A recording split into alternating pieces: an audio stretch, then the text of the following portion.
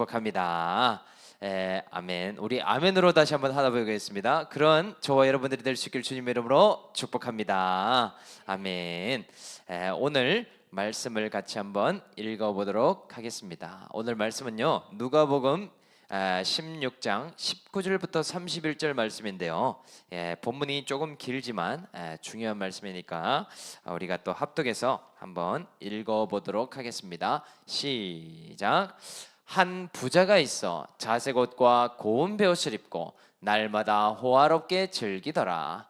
그런데 나사로라 이름하는 한 거지가 헌데투성이로 그의 대문 앞에 버려진 채 그 부자의 상에서 떨어지는 것으로 배불리려 하매 심지어 개들이 와서 그 헌데를 핥더라.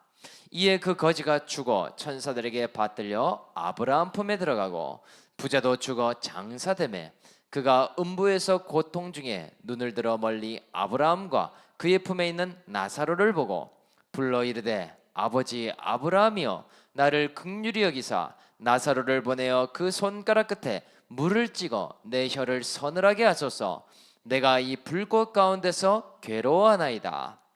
아브라함이 이르되 너는 살았을 때에 좋은 것을 받았고 나사로는 고난을 받았으니 이것을 기억하라. 이제 그는 여기서 위로를 받고 너는 괴로움을 받느니라. 그뿐 아니라 너희와 우리 사이에 큰 구렁텅이가 놓여 있어 여기서 너희에게 건너가고자 하되 갈 수 없고 거기서 우리에게 건너올 수도 없게 하였느니라. 이르되 그러면 아버지여 구하노니 나사로를 내 아버지 집에 보내소서. 내 형제 5이 있으니 그들에게 증언하게 하여 그들로 이 고통받는 곳에 오지 않게 하소서. 아브라함이 이르되 선지자들이 있으니 그들에게 들을지니라.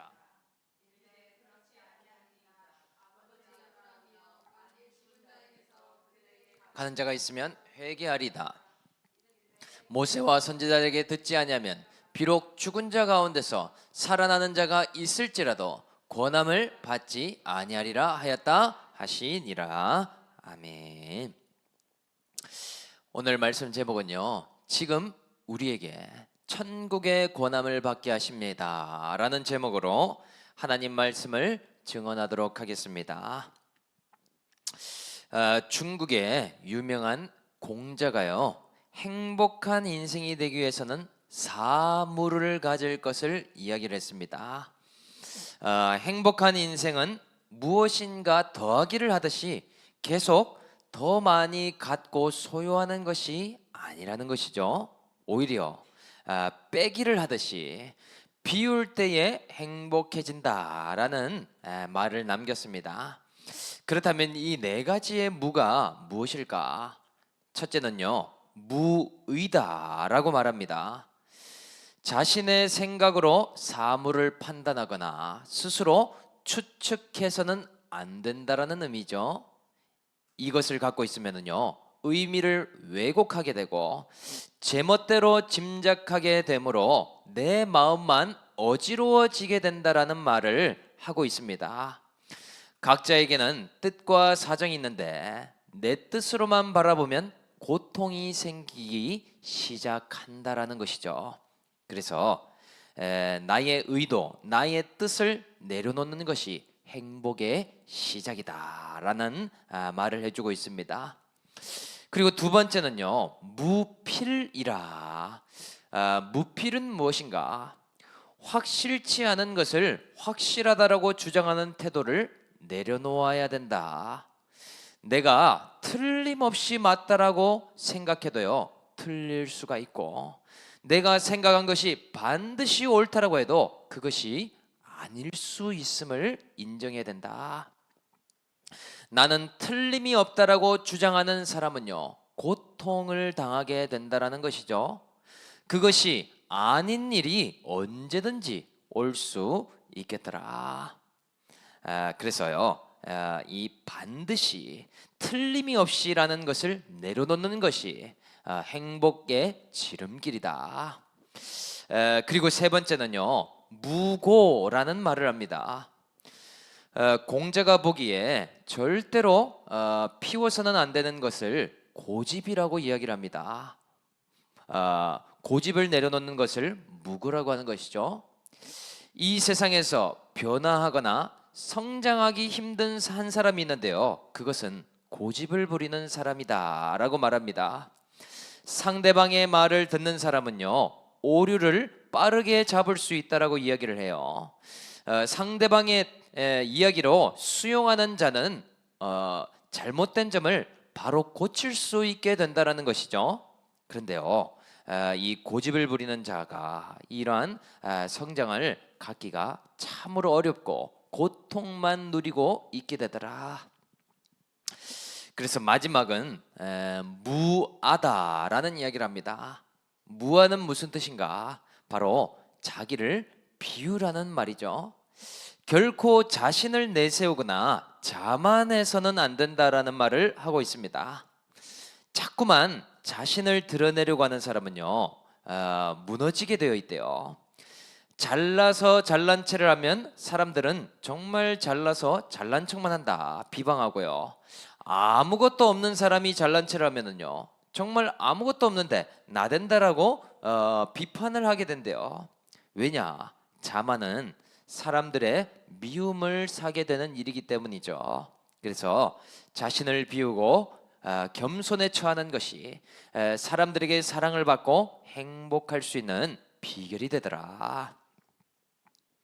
그래서 정리를 하면은요, 의, 필, 고, 아, 이 네 가지를 비우는 것이 인생을 행복하게 사는 비결이라고 말해주고 있습니다. 정말 삶을 가볍게 살아갈 수 있는 것이죠. 오늘 이 네 가지 중에 내가 내려놓지 못하는 것이 무엇인가 오늘 한번 생각해보고 또 나누는 그런 시간을 가지면 좋을 것 같습니다. 우리 소통하는 의미로요, 옆에 사람에게 의필고아를 내려놓읍시다. 한번 인사하겠습니다. 의필고아를 내려놓읍시다. 아멘. 이렇게 소통하니까 참 좋습니다. 네. 그래서 오늘 본문에 돌아와서 하나님의 이 복음도 참 비슷한 부분이 있죠. 오늘 많은 것을 더하고 또 더하기를 하는 부자라는 한 사람과 또 인생에 많은 것을 빼고 또 뺀 거지가 된 나사로의 이야기가 나오고 있습니다. 과연 이 둘 중에서 누가 천국의 주인공이 될 수 있을까요? 여러분은 어떻게 생각하십니까? 그런데 놀랍게도요, 빼기에 또 빼기를 한 이 거지 나사로가 천국의 주인공이 되고 있더라는 사실이죠. 여러분, 그래서 하나님께서요, 이 나사로에게 천국을 어떤 모습으로 권하셨는지 두 가지로 오늘 살펴보도록 하겠습니다. 먼저 천국의 권함 첫째는요, 한 가지 고난으로 심령을 가난케 하심으로 말씀을 듣게 하신다입니다. 19절에서요 21절 말씀을 우리가 한번 읽어보도록 하겠습니다. 시작. 한 부자가 있어 자색 옷과 고운 베옷을 입고 날마다 호화롭게 즐기더라. 그런데 나사로라 이름하는 한 거지가 헌데투성이로 그의 대문 앞에 버려진 채 그 부자의 상에서 떨어지는 것으로 배불리려 하며 심지어 개들이 와서 그 헌데를 핥더라. 아멘. 오늘 인생의 모습이 너무나 다른 두 사람이 등장하고 있죠. 한 사람은 부자이고요, 또 다른 한 사람은 거지 나사로임을 알 수 있습니다. 먼저 부자는요, 자색 옷과 고운 베옷을 입고 돌아다니며 날마다 잔치를 벌였죠.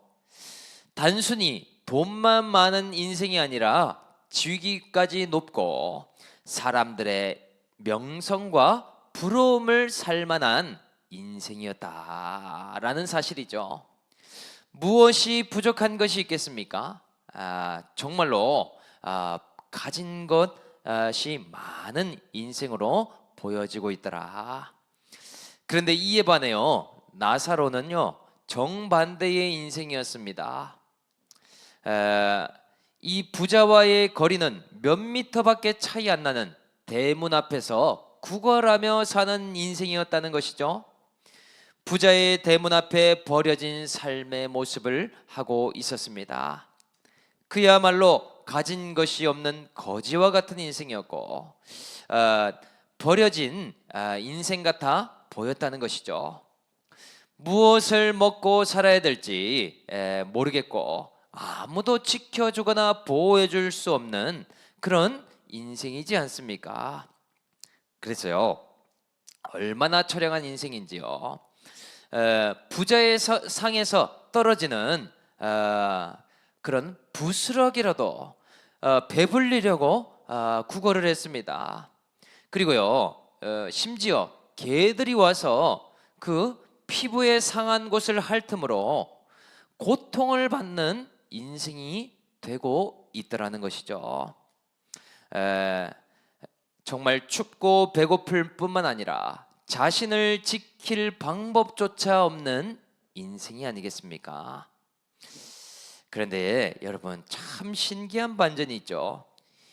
이 두 사람이 죽었는데요, 이 거지 나사로는 천국에 입성을 하게 되고 이 부족함이 없었던 부자는 음부인 지옥에 떨어지는 일이 있게 되더라. 여러분, 도대체 무슨 일이 있었던 것일까요? 이 두 사람에게 어떤 차이가 있었는가 하는 것이죠. 표면적인 것만 생각한다면요, 부자는 지옥에 가고 가난한 자는 천국에 가는 것인가?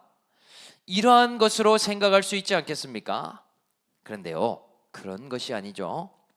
결정적인 증거가 28절과 9절에 나오고 있습니다.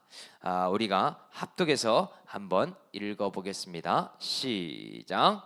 내 형제가 다섯이 있으니 그들에게 증언하여 그들로 이 고통받는 곳에 오지 않게 하소서. 아브라함이 이르되 그들에게 모세와 선지자들이 있으니 그들에게 들을지니라. 아멘.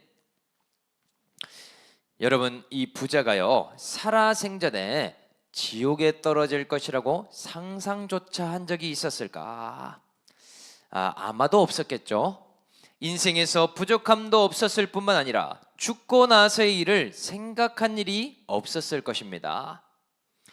큰 고난을 겪어본 일도 별로 없지 않았겠습니까? 그런데 죽고 나서 눈을 떠보니 어떻습니까? 정말 깜짝 놀라게 되죠. 말로만 듣던 천국과 지옥이 실제로 있었다니 땅을 치우면서 후회하지 않았겠습니까? 그리고요, 자신이 이 지옥불에 떨어져 있는 것을 보면서도요, 너무나 고통스러워하고 있더라. 이제는 더 이상 복음을 들을 수도 믿을 수도 없지 않습니까? 회개할 기회조차 사라진 자신을 보게 된 것이죠.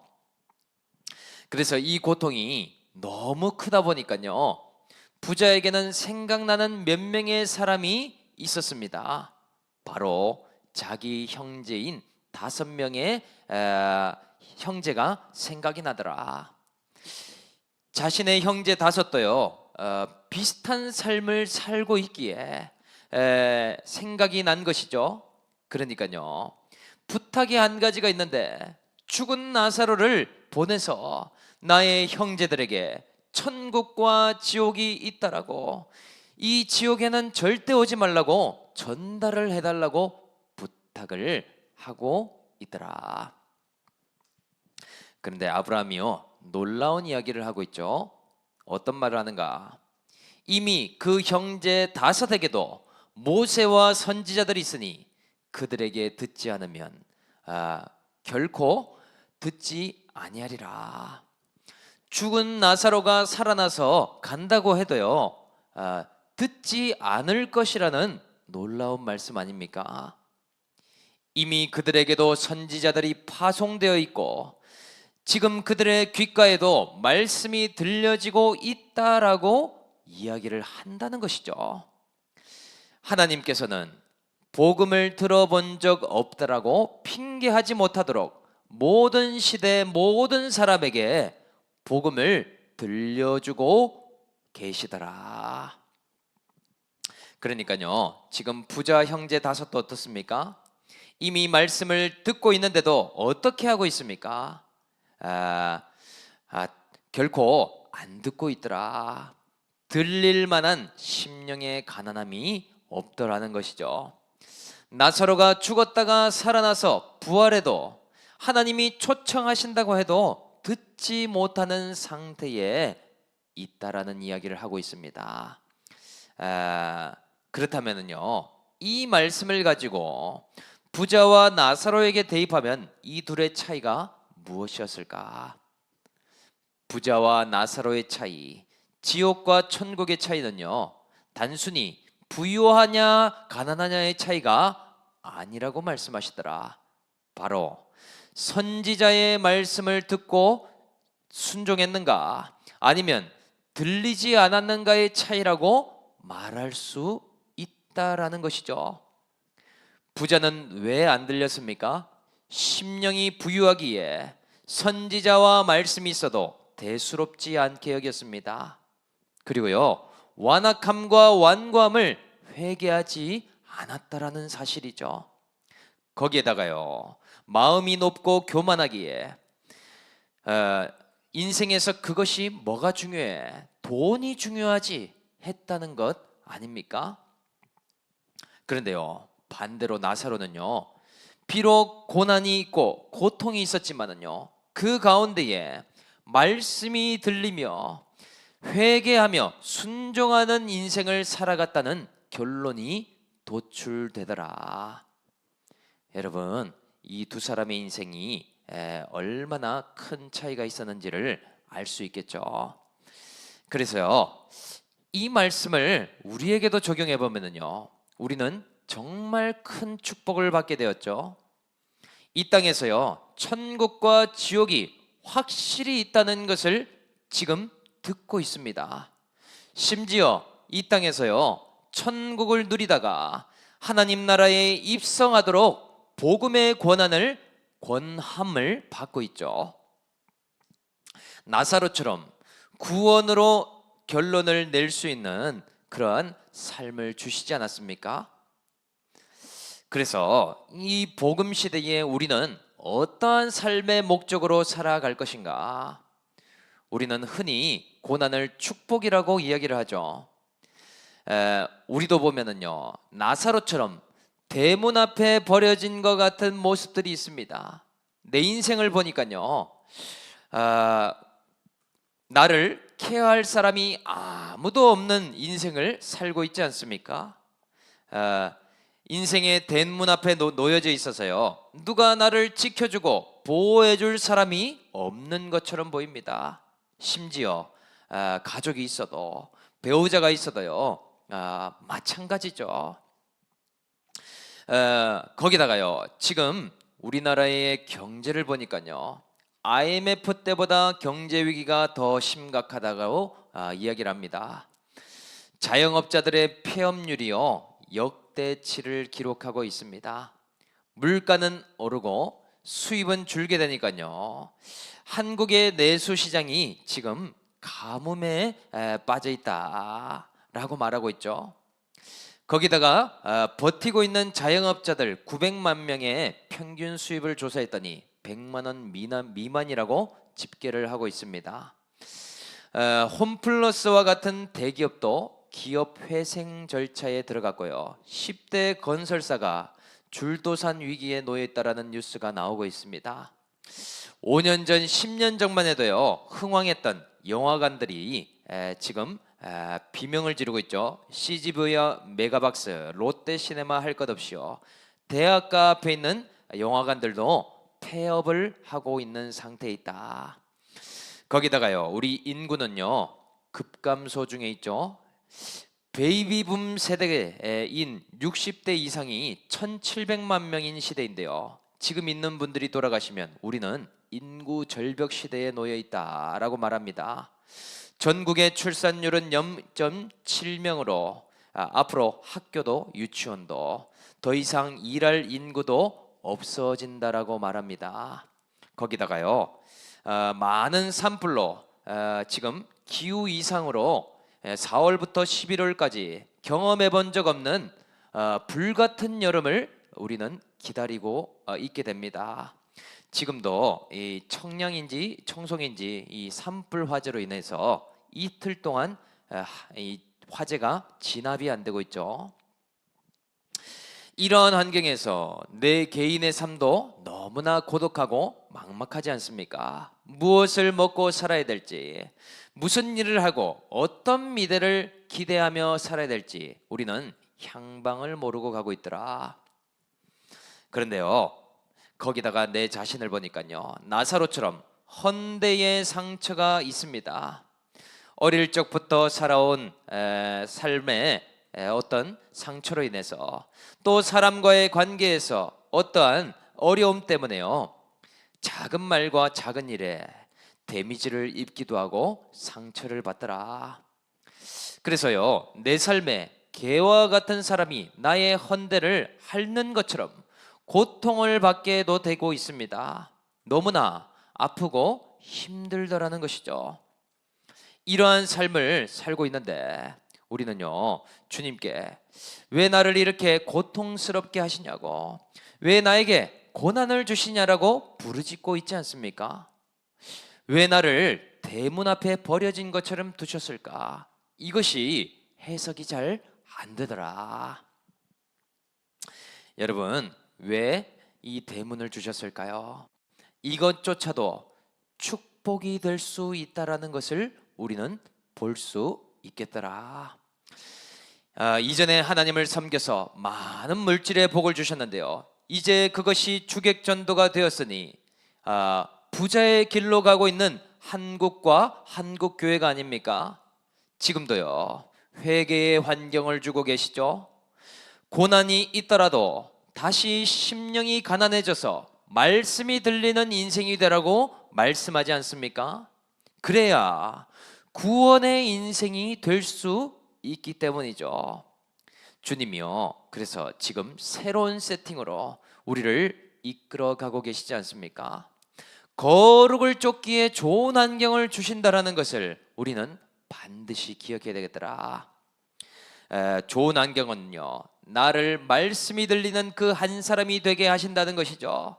나에게 선지자를 보내주심에 감사하게 되고, 내가 말씀을 듣고 천국을 준비하는 나사로의 인생이 되게 하신 것이 얼마나 큰 축복인가. 더 이상요, 얼마나 잘 사는가, 얼마나 부자가 될 것인가가 중요한 것이 아닙니다. 먹고 살 만큼 살아가면 되는 것이죠. 얼마나 큰 집에 살고 더 많은 소유를 가지는가, 그것이 구원에는 중요하지 않습니다. 가족들과 함께 즐겁게 생활하면 되는 것이죠. 그런데요, 신앙도 마찬가지지 않습니까? 얼마나 큰 교회에, 얼마나 큰 이런 시설 좋은 곳에 있는가, 이것이 중요한 포커스가 아니라는 사실이죠. 우리에게 주님께서 주신 가장 큰 복은요, 내 심령 깊이에 이 천국의 말씀이 깊이 들려질 수 있는 말씀과 공동체에 붙어 있는 것, 이것이요 큰 축복이라는 사실이더라. 오늘 내가 주님 앞에 회개하고 거룩으로 단장할 수 있는 곳이 있다면 그것이 너무나 큰 선물이 되지 않겠습니까?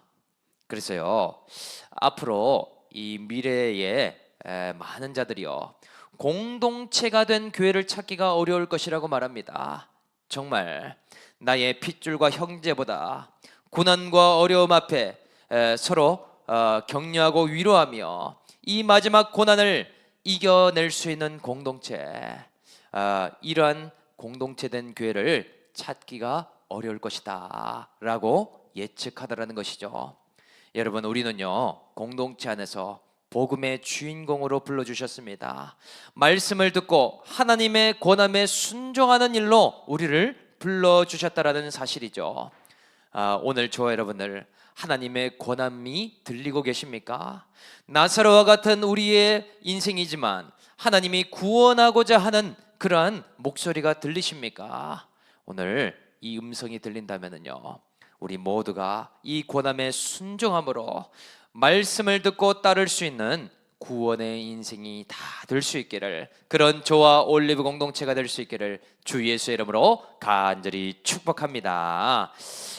천국의 권함 두 번째는요, 좋은 것도 주시며 내 옆에 있는 힘든 나사로를 섬기게 하신다. 24절과 5절을 우리가 한번 읽어보도록 하겠습니다. 시작.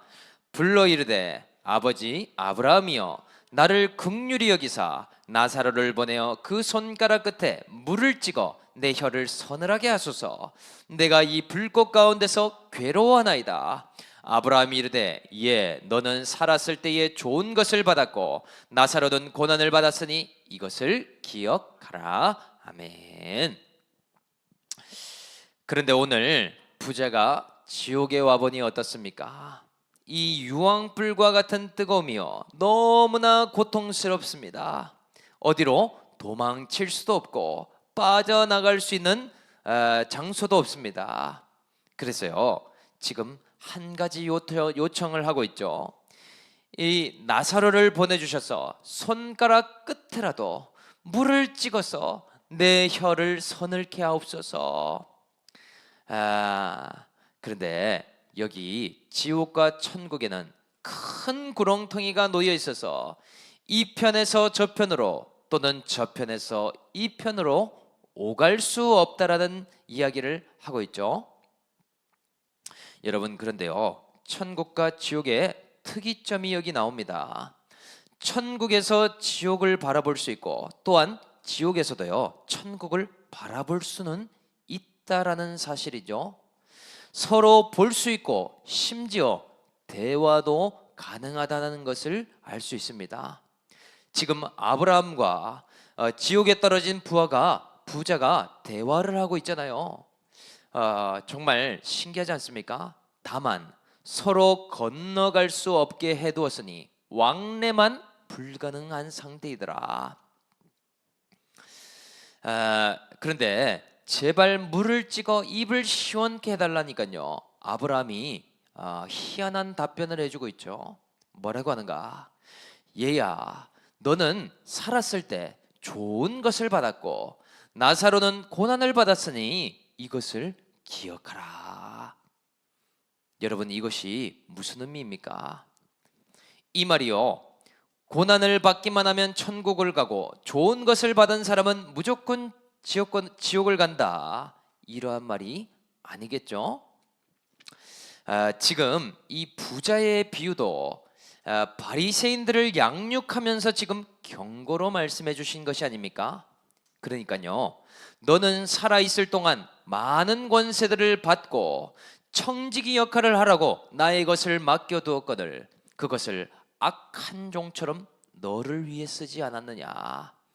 그리고 나사로는 받은 권세가 하나도 없이 너의 대문 앞에서 고난을 받았지.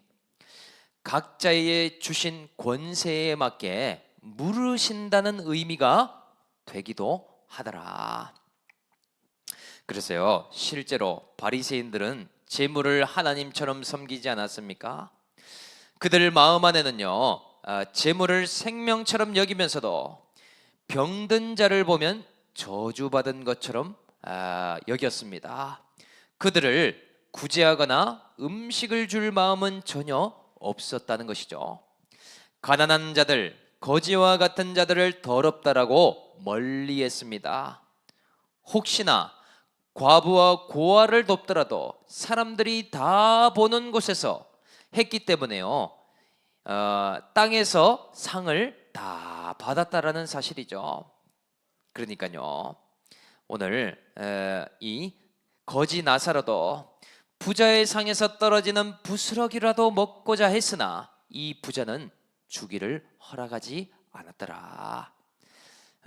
그런데 지금 상황이 완전히 역전이 되었죠. 손가락 끝에 물 한 방울이라도 떨어지는 것을 구하고 있지만 받지 못하는 상황이 된 것이 아닙니까? 하나님의 것을 자신의 것으로 도둑질하며 복음을 받아들이지 않으며 주신 권세를 자기 것처럼 사용해 한 그러한 악한 종의 결과임을 알 수 있더라. 여러분, 만약에 이 부자가 거지 나사로를 대접했다면 어떻겠습니까?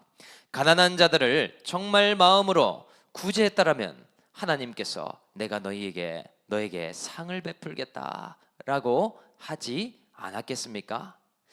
이러한 것들이 살아 생전에 보였더라면 얼마나 좋았을까? 부자와 바리새인들이 말씀을 안 들었겠습니까? 율법에 대해서 몰랐겠습니까? 알고 모르고의 문제가 아니었다는 것이죠. 본인이 청직이라는 것을 깨달았다면 결코 그렇게 행동하지 않았겠더라. 자기의 형제 다섯은 끔찍히 여기면서도 옆에 있는 하나님 나라의 가족들, 가난한 자, 병자, 과부와 고아들은 관심을 가지지 못하는 상태를 말씀하고 있더라는 것이죠. 그래서 이 말씀을 적용해 보면은요, 하나님의 권함을 듣게 되는 자는 빠져나오게 되는 것이 한 가지가 있습니다. 그것은 나라고 하는 수렁에서 빠져나오게 된다라는 사실이죠. 복음으로 인해서요, 가장 내 속에 깨뜨려지는 것 또한 있는데요, 내가 만약 권세가 많은 사람이라면요, 권세가 없는 자들에 대해서 차별과 무시가 깨어지게 돼 있습니다. 왜냐? 권세가 내 것이 아니기 때문이겠죠. 우리 주변에도 찌질해 보이는 사람, 또 가난한 사람, 또는 죄악에 빠져 있는 사람 등등, 정말 무시할 만한 사람들이 있잖아요. 이런 소자라도 주님이 나에게 붙여두셨다면 내가 할 수 있는 것이 무엇인가를 생각해보게 될 것입니다. 차별과 무시가 아니라 나의 섬김을 통해서 그도 천국을 소유할 수 있는 자가 되진 않을까, 그도 예수 믿고 구원받는 인생이 되지 않을까 생각하게 되더라는 것이죠. 그리고 또 반대의 경우도 있습니다. 내가 만약 권세가 없는 사람이라면요, 권세 있는 자 앞에서 비교와 열등감이 깨어지게 되어 있더라. 왜냐? 나는 청지기이고 내 믿음과 순종의 분량에 맞게 주인이 허락하신 것이기 때문인 것이죠. 주인이 허락하신 일을 가지고 내가 비교한다고 해서 달라질 것이 있습니까? 그 비교할 시간에요, 나의 믿음을 돌아봐야 되겠죠. 나의 순종을 먼저 돌아봐야 되는 일이 아닙니까? 그리고요, 복음을 들었다면 많이 받아도 좋은 일이 아니라는 것을 기억해야 됩니다. 많이 받은 만큼 잘못 사용한다면 그만큼 많이 맞을 것이라고 경고하고 있지 않습니까? 그것에는요, 엄청난 책임이 따른다라는 사실이죠. 값을 많이 묻는다는 것을 알아야 될 것이고, 적게 주신다면 물을 것이 적기에 자족하는 인생을 살 수 있어야 됨을 말씀하시더라. 그래서요, 여러분, 우리는 말씀을 이미 지금도 미리 들었기 때문에 미리 보기를 할 수 있죠. 주님이 우리를 결산하실 때 결산대 앞에서 무엇이라고 묻겠습니까? 내가 너에게 맡긴 달란트와 권세로 너는 무엇을 하다 왔느냐? 내 인생의 일거수를 다 보시면서 물어보시지 않겠습니까? 얘야, 살았을 때 내가 너에게 좋은 것도 주었는데 너는 그 좋은 것으로 무엇을 하였느냐? 내가 너에게 고난이 있으면 위로하였고 또한 좋은 권세를 주어서 작은 소자에게 나누는 일로 복음을 전하라고 하지 않았니? 라고 묻지 않겠습니까? 그러니까요, 우리는요, 이러한 복음의 말씀을 듣고요, 나만 잘 먹고 잘 살면 되지, 또 내 형제 다섯만 잘 살면 되지, 이러한 이기주의와 가족주의를 내려놔야 되겠더라.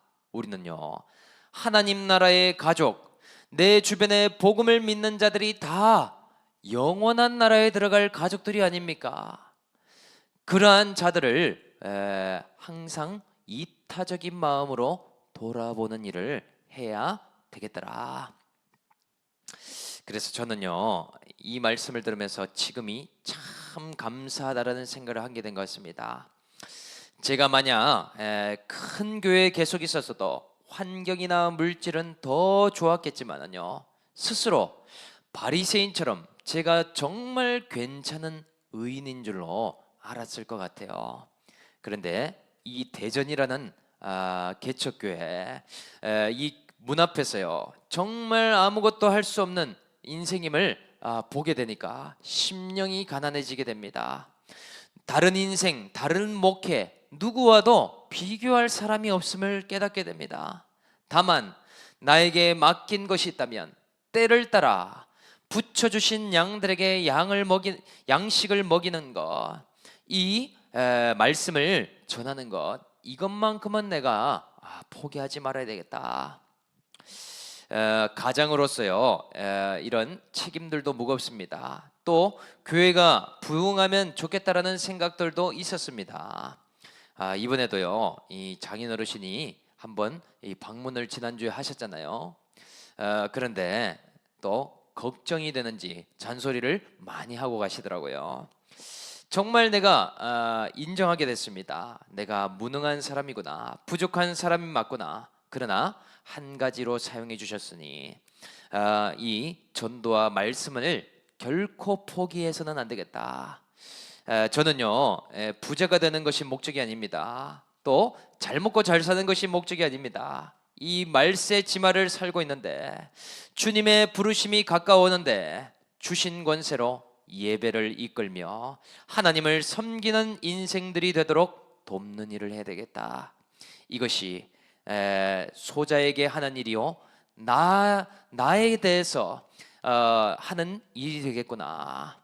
그래서요, 정말 저에게 주신 것에 감사하게 되고 저의 믿음과 순종을 돌아보는 시간이 되고 있더라는 것이죠. 오늘 저 여러분들요, 이 거지 나사로의 인생에 가까운 삶을 살고 있습니까? 아니면 이 부자의 모습과 비슷한 모습을 살아가고 있습니까? 오늘 저 여러분들 말씀으로 오늘 미리 보기를 하였어요. 주님 앞에 정말 할 말이 있는 인생으로, 또한 이 소자를 대접하는 인생으로 이타적인 구원의 인생을 살아갈 수 있는 저와 우리 올리브 공동체가 다 될 수 있기를 주 예수의 이름으로 간절히 축복하며 축원드립니다. 오늘 말씀을